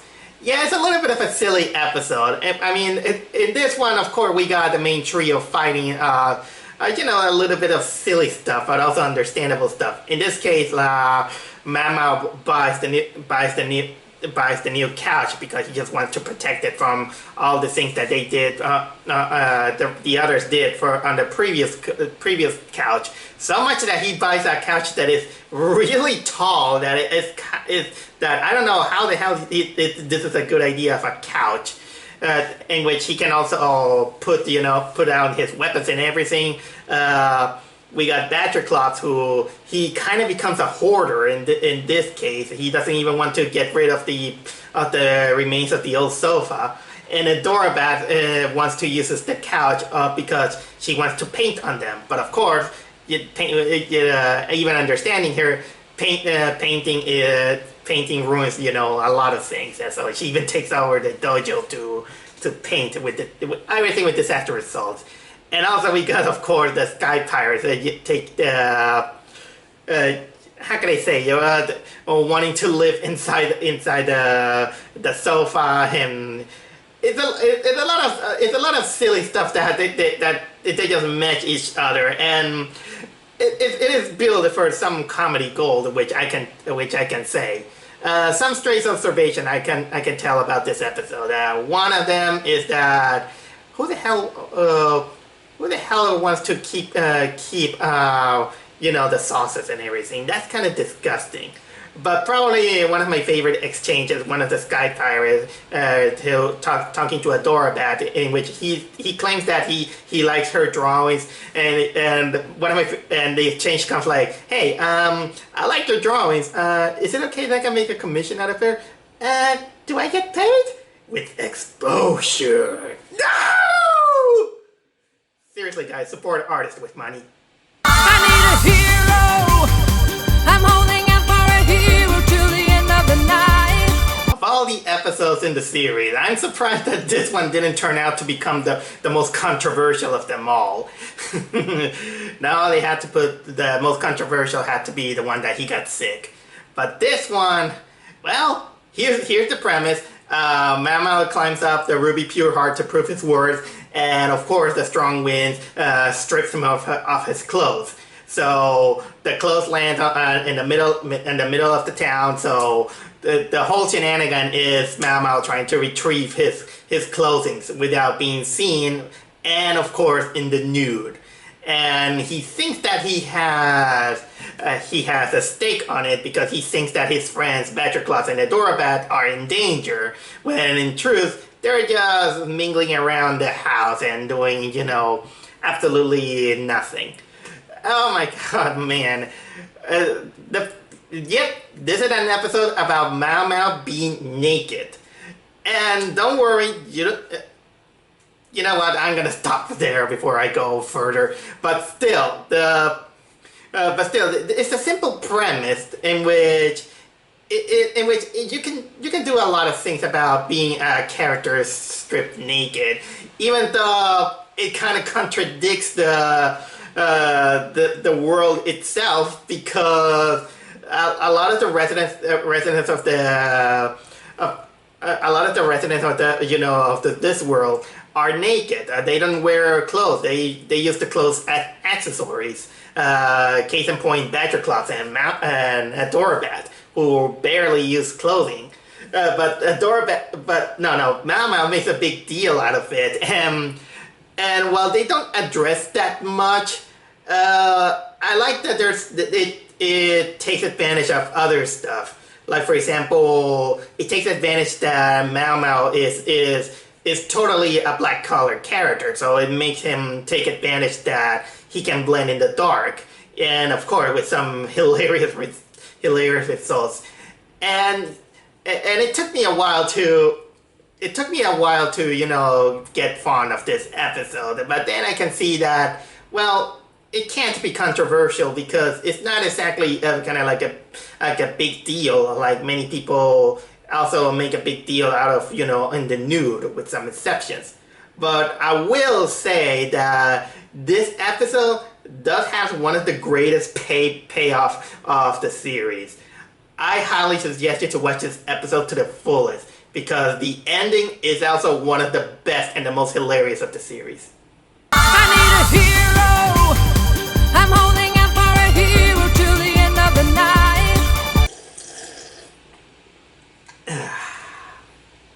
My favorite cup. Don't you hate it when your favorite cup gets broken? Well, that's what happened to Mao Mao in this episode, in which, due to Badgercloth and Adorabat fiddling around Mao Mao's Lucky Ducky cup, favorite cup, they break it, and so Mao Mao, as retaliation, he decides to give them the silent treatment. A silent treatment that he even erases his own mouth and to show that he's serious. And so almost during the whole episode, you're gonna see him without his mouth, except for one goof in the animation in one scene. But basically, so now the team has to work together, but not by communicating verbally. They all have to communicate it via signs. But of course, they bring out mixed results. But at the same time, the Sky Pirates, they managed to steal Mao Mao's Aerocycle. And of course, they begin to realize that if they don't talk, they get this kind of like a hive mind communication, that they become more competent in what they were doing.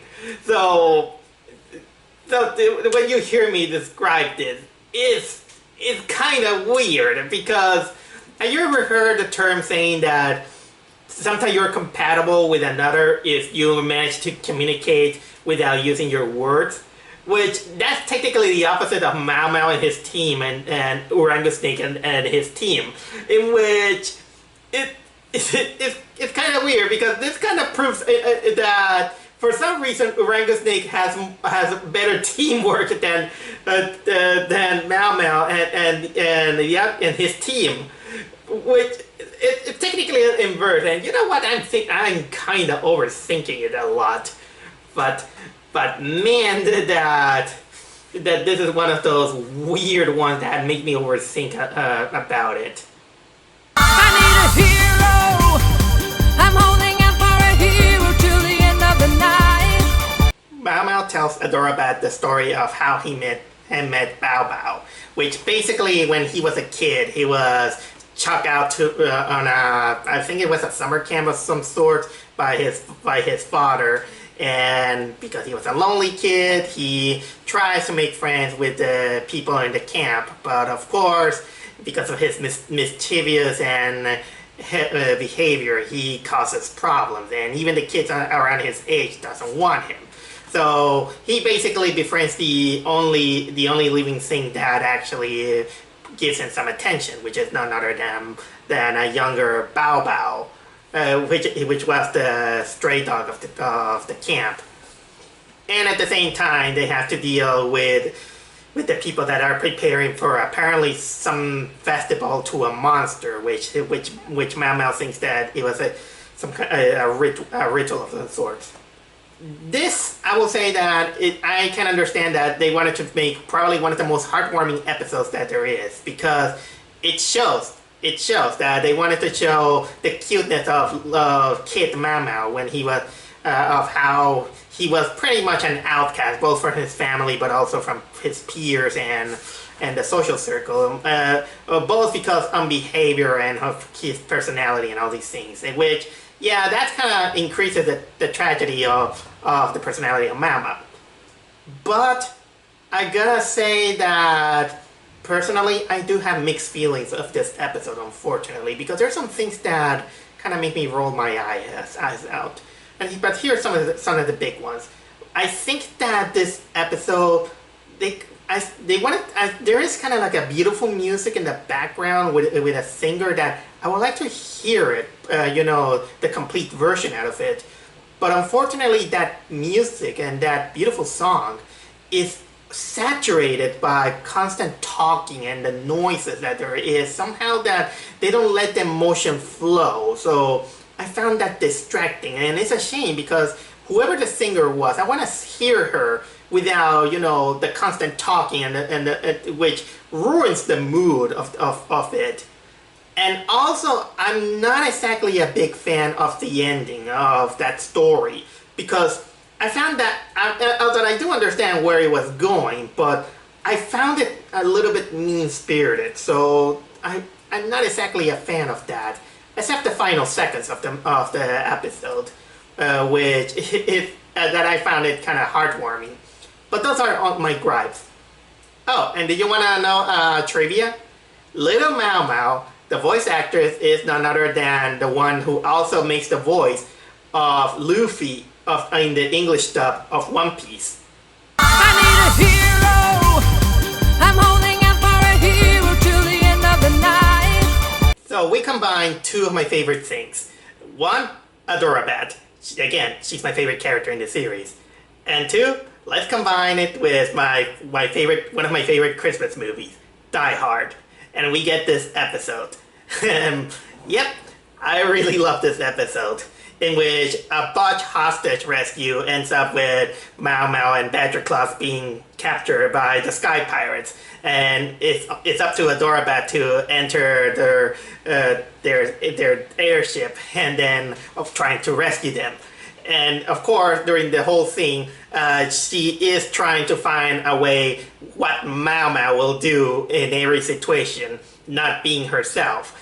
And every time she tries to imitate Mao Mao, it ends up with disastrous, how can I say, procedures, but ironically kind of works. This is something that I really enjoy about this one, is that supposedly there are many episodes when a character is not being themselves, and they usually botch it. But I like that this one, every time she tries to imitate Mao Mao, it usually feels like it fails, but due to the idiocy of the Sky Pirates, somehow it works, and that kind of gives me a laugh out of it.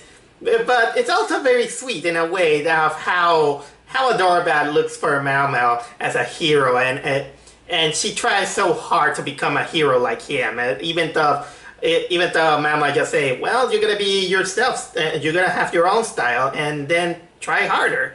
Funny because the episode is called Try Hard.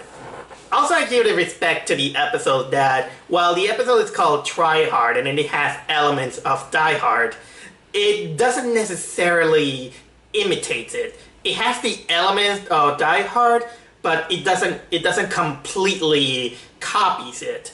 Some of the elements are, for example, that almost during the whole episode, Adorabad communicate with Rango Snake and Mao Mao with a walkie-talkie. At first the ship is vertical, that makes it look like Nakatomi Plaza, and also there's kind of like elevator scenes, and even there's the broken glass thing, which leads to one of my favorite exchange in the series. So yeah, it has a lot of the elements that make this episode one of my favorite of the series. The only thing that this episode missed is having Adorabad saying, "Yippee-ki-yay, mother." I need a hero. I'm holding out for a hero till the end of the night. This episode, Mao Mao is afraid of a ventriloquist dummy because of that bad experience on one of his birthdays as a kid. And of course, Badger Club acquiring one of those ventriloquist dummies, he tries to take the opportunity to force him out to admit that he's afraid of ventriloquist dummies. But at least to defense to Mao Mao, that dummy is legitimately creepy. I'm not gonna lie, it's creepy. If you look at it, it's kind of like a dumber version of Slappy from the Goosebumps series. But that doesn't take away that it's legitimately creepy, because there are some moments in which they wanted to emphasize that, and boy that this episode has a bit of nightmare fuel moments. Although not as big as some others, but if you're afraid of ventriloquist dummies, this episode is not gonna be kind of a service. Although there's some moments in which it looks fine, it's okay. I'm not exactly too big on this episode. I was just kind of mildly entertained about Mao Mao refusing to admit his fears, which is kind of a little bit of a hypocrisy, considering that this is the lesson that he taught Adorabad, that sometimes your fears you have to admit it to your friends so they can help you out. But I did like that the thematic of the episode it's not exactly saying you must conquer your fears. It's mostly that sometimes when you're too afraid of something, you also have to seek help in order to let them understand that, yeah, you're afraid of that, so they can help you out with it. Also, a little bit, this episode also shows that, well, not only Mao Mao has problem with, with ventriloquist dolls, but man, that his father is still a jerk. I need a hero. I'm holding out for a hero till the end of the night.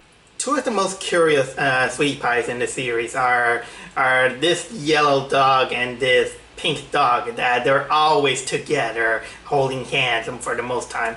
They were most of the time background characters, but this time they made an episode in which they have them as an important piece.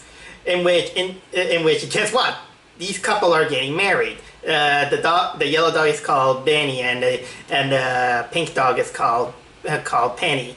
And of course, everyone says that they're a perfect couple. But of course, Mao Mao doesn't believe that, so he spies on them in order to see to try to prove them that they're not perfect. But when he finds out that despite anything, they're still perfect to each other, he decides that yeah, they're perfect. So I'm gonna marry them, because in this episode he is kind of obsessed on trying to form some kind of perfection, mainly metaphorized with him in his practice of cutting watermelons, but he never makes them manage to cut them half and half. And during the wedding, of course, he accidentally reveals secrets of each other, like for example that Benny washes his clothes and Penny gets the wedding cake, which for some reason they make them unappreciate each other, and they begin to fight him, and of course they call off the wedding, so much that Penny decides to marry even Orangutan, and a battle goes on. It's not. This is one of those few episodes that the biggest curiosity again is that it centers on some of the background characters. In this case, Benny and Penny. It's been a while since we had that. The last time I think we got a little bit of that is the one with Blue, the guy who wasn't impressed by Mao Mao. Well, I wish they could make a kind of like more about each of those background characters, because I think that makes fruitful the whole the whole series, in which the characters are not exactly just characters. They all have some kind of story or personality, and this one it kind of shows some promise to that. I need a hero. I'm holding out for a hero till the end of the night. Well, now we got an episode that explores Adorabat's background. In this episode, the sheriff's department gets a visit from a guy named Eugene, who he's also Adorabat's father. He's basically this wormy, neurotic, paranoid bat who's voiced by Randall Park, but he also has the face and the mannerisms of Rick Moranis for some reason. But basically, he just he was looking for his daughter, and he finds her in the sheriff's department. So basically, he just don't want her to be there because he wants her to keep her safe, which is a high contrast with Adorabat, who wants to keep on staying there so she can train with Mao Mao and become an adventurer and fighting monsters and everything. And so this episode mostly explores Adorabat and her family, and we get to know a little bit more about her, in which she has also a little bit of a strained relationship with her father, but kind of in the opposite spectrum of Mao Mao. While Mao Mao had a father who is technically like an egotistical jerk who didn't pay attention to him, Adorabat has a father who is very overprotective to her, and in all this it's because she had a past where a monster, a dragon in a cave killed off Adorabat's mother, and it's indeed a sad story. And honestly, it's been a while since we get kind of like a dark story behind one of those characters. In this case, we got Adorabat's mother, who she died, and she was also pretty cute. I gotta admit that. In which, of course, it builds tension into relationship with the father who wants to overprotect her, so something like that never happens. Kind of like the guy in Finding Nemo, and of course Adorabat who wants to become stronger because well she is very upbeat and a little bit psychotic, much to her father's fears. But still, it is a charming story, and I think that this story, personally, I think is a better background story than the Lonely Kid episode from that. Oh yeah, and also Mao Mao and Badger Clubs kind of begin to miss her, even though Mao Mao says that it's the right thing that she must stay with her father. Other stray observations. Adora learns how to use her sonic boom sounds because she's a bat. Of course, she has to use her powers like Sindel from Mortal Kombat, and also. The ending has her spout out one of the most psychotic lines I have ever heard in such a cute little character. I need a hero.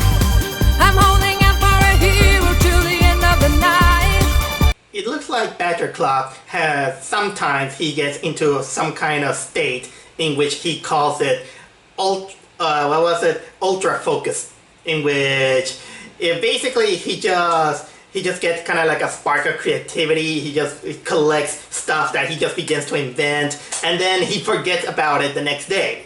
Which, this is what happens at the beginning of the episode, in which he tells Mao Mao and Adorabat that he got into this state of ultra focus, and he invented something in which apparently with the cameras, he just went around with it. He takes the gem cell from the aerocycle. He encountered the sky pirates, and basically he doesn't even know what happened on that. So Mamo and Adorabat has to help him, figure out what did he invented, what did he do during that, and also they have kind of like a timer in which they probably think that it's gonna detonate something, so so they have to act this as quickly as possible.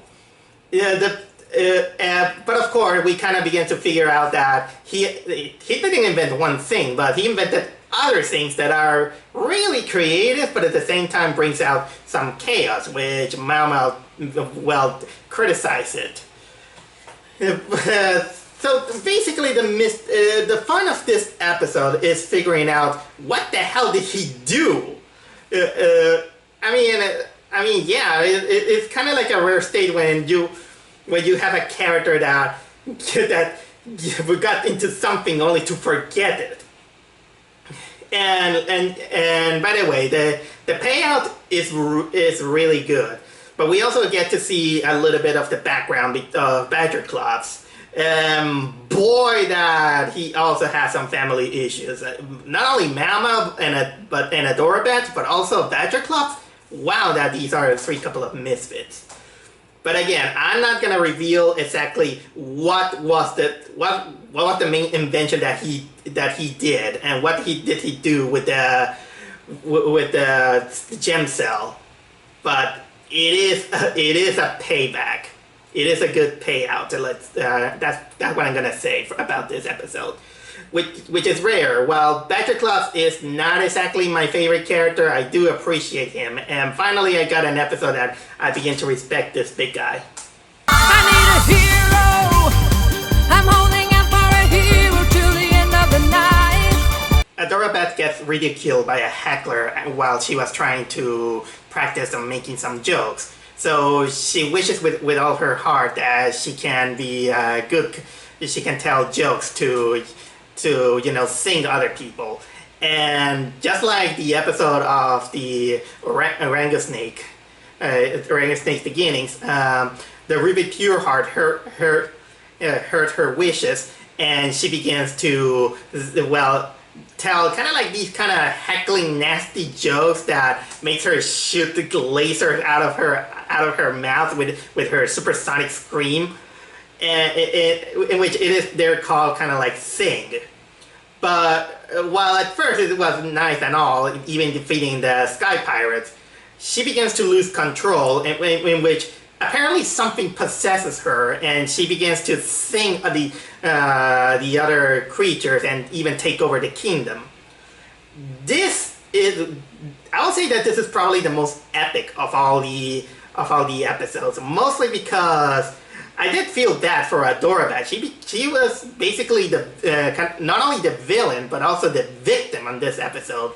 And you can see a little bit the desperation of Mao Mao and Badger Claws to try to save her, and it delivers. It delivers enough that so much that it has probably the best battle in this season, and it makes you feel like, wow, this really looks like a season finale. But no, it's not the season finale, but makes you wish that it is. Because there's a lot of elements that has it. Again, epic battle, a character that actually is in real danger, and also, like the Orango Snake episode, it brings out some shadiness on this Ruby Pureheart thing, which I'm also beginning to question. I wish I could say again that this is the season finale, but we have one more episode. I hope that it is as epic as this one. I need a hero. I'm holding out for a hero till the end of the night. Nope, they decided to end it with a comedy episode. Oh my god, what can I say about this season finale episode? So, okay, Mao Mao and Orango Snake, they get heavily injured after a crazy battle, and they ended up in the same hospital room. And of course, these two enemies, they just can't stop fighting each other, even when they're injured, and even when the doctors told them that they must not fight anymore or else their bones are gonna go poof. And that's basically the whole episode. Mao Mao and Orango Snake, but fighting on the back of the doctor. And boy, that it is a boy that if you want something kind of like a simple premise and you just laugh about it, this is the episode that, okay, is entertaining. It's entertaining seeing those two yokels fighting each other when they're supposed to rest. And of course, Badger Claws and Adora Bats even make a truce with the other Sky Pirates until everything is well and done. But I do have at least to warn you about this episode. There are some moments in which you get some kind of X-ray visions of their bones breaking, turning into dust, that if you're cringy bone breakings, especially like the X-ray moves from Mortal Kombat 9 and 10.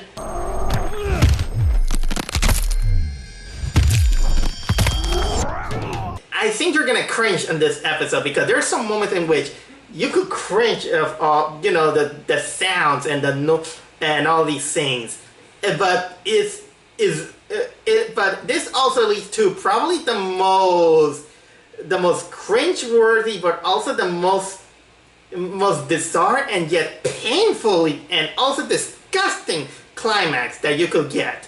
No, seriously, I'm not saying this to slam on the episode. No, the ending it comes up as something really cringy and really not when I think about it. I need a hero. I'm holding out for a hero till the end of the night. And that's my review of Mao Mao, the Heroes of Pure Heart, Season 1. I'm not gonna lie, I was really entertained by this show. It's not I'm not gonna say that it's kind of like the high event, the greatest cartoon ever. I will probably say that it is entertaining enough. It gave me a smile, and I think it's one of the better shows compared to other Cartoon Network shows like that they're airing right now. Even though I haven't seen most of them. Even though personally I find Infinity Train better than this show, but I'm gonna put it close enough. It's as good as it is. The animation is nothing special except when they push it sometimes. I like some of the cinematography that it has, even though there's a complaint that I have which I see in most of the episodes, and it's the same problem that I have that they're putting for shows like My Hero Academia, in which whenever there's some scenes in which there's some brightness, they just, instead of making it bright, they darken the scene.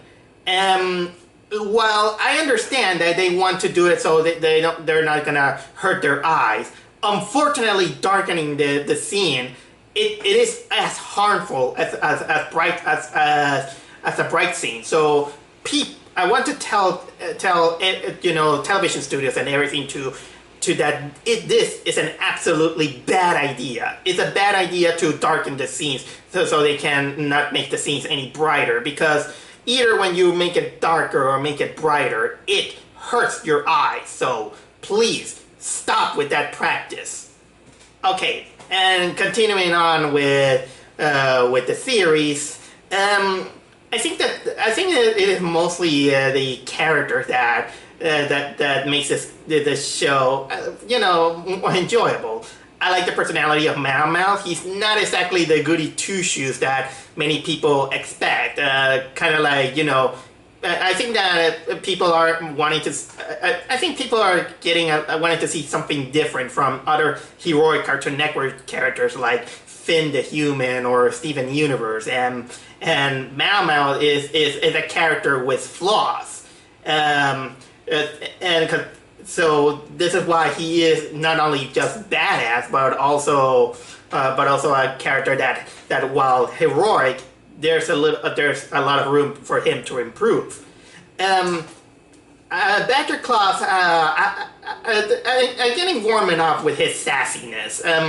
Although there are times that that his laziness can be a little bit annoying a bit, but that's the charm of that character. Sometimes, I've seen lazy characters that are that how can I say, they're charming, I would say, but I think that he's kind of like a middle ground to me. If you've seen this review, you're gonna hear me out that I absolutely love Adorabat. She became my favorite character since I'm a sucker of cute, cuddly little characters. But she makes her extra special, not only of her cute design, but also her cute personality, a little bit her bloodthirsty personality that I describe her like she's just a cinnamon bun with the mentality of a serial killer, or a little bit like a Mortal Kombat character. In ways, she kind of reminds me of Kagura from Gintama. The Sky Pirates can be fun once in a while. Although there are times that I do laugh of their ineptitude. They're basically the Team Rocket of the show. Speaking of Team Rocket, there is this running gag in almost every single episode. Is that every time they lose, their airship goes down with them, and they all end up by saying, "We're okay." There's also King Snugglemane, who I already described him kind of like a more effeminate Pops. Sometimes he can be fun, but I do enjoy the voice actor who gives this really effeminate voice. Bao Bao also took me a while to warm up with the pup. I already talked to you about it. There's some other character that I really wish that they could go a little bit more in detail. I really like also how jerkish of a father Mao Mao had. There were some episodes that I liked, some episodes that I really dislike. For example, if I have to say what are some of my favorite episodes, coincidentally enough, I think that most of them are the Adorabat Center episodes, like the one that parodies Die Hard, the one where she goes into the mental state, or even the one that I think would deserve to be the finale, and because for some reason I really love the father-daughter relationship that she and Mao Mao has. I also like the Tanya Winters, the Tanya Keys episode. I call her Tanya Winters. Well, whatever. But I think there was hardly an episode that I find some of my least favorite. If I had, to be fair, maybe the Lonely Kid episode was one of my least, because while being heartwarming, there are some things that it kind of restrain it to let the emotions flow, or probably not the popularity contest, the dog show contest was also one of my least favorites. So while it's not exactly the greatest Cartoon Network show, I highly recommend you to support this show. It I just that's the thing I have to say, and I'm sorry that there I think something is outside, but whatever. It's still, if you have the chance to watch the show, check it out. Probably next year we're finally gonna get the second season that it was announced, and so well, that's all I have to say. And but still, Cartoon Network, if you hear me out, please, if you get the chance, I want an Adorabat plushie. I can't help it. She's so cute.